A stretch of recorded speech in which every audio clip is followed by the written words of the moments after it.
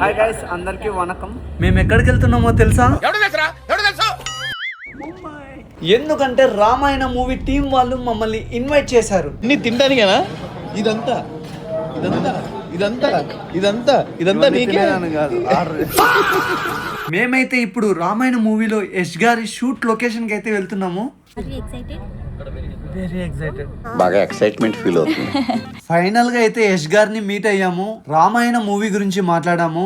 యష్ గారిని చూస్తుంటే రావణాసుని డైరెక్ట్ గా చూసినట్టు అనిపించింది. ఐ మీన్ ఆ క్యారెక్టర్ లో అంతగా ఇన్వాల్వ్ అయ్యారు. ఇప్పుడే రామాయణ సెట్స్ లోకి వెళ్ళినాము. రామాయణ సెట్స్ అయితే చాలా అంటే ఎక్స్పెక్ట్ కూడా చేయలేదు, అంత పెద్దది. మీకు డౌట్ రావచ్చు మేము నిజంగానే కలిసామా లేదా అని. సెక్యూరిటీ పర్పస్ వల్ల మొబైల్ అలో చేయలేదు. మరి నువ్వు ఎందుకు వచ్చినావు? నేను ఊరికి తిరుగుతున్నా.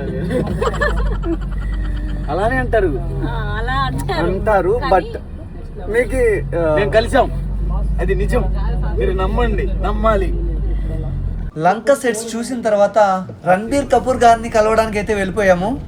ఈయన కూడా ఏమాత్రం తక్కువ కాదు.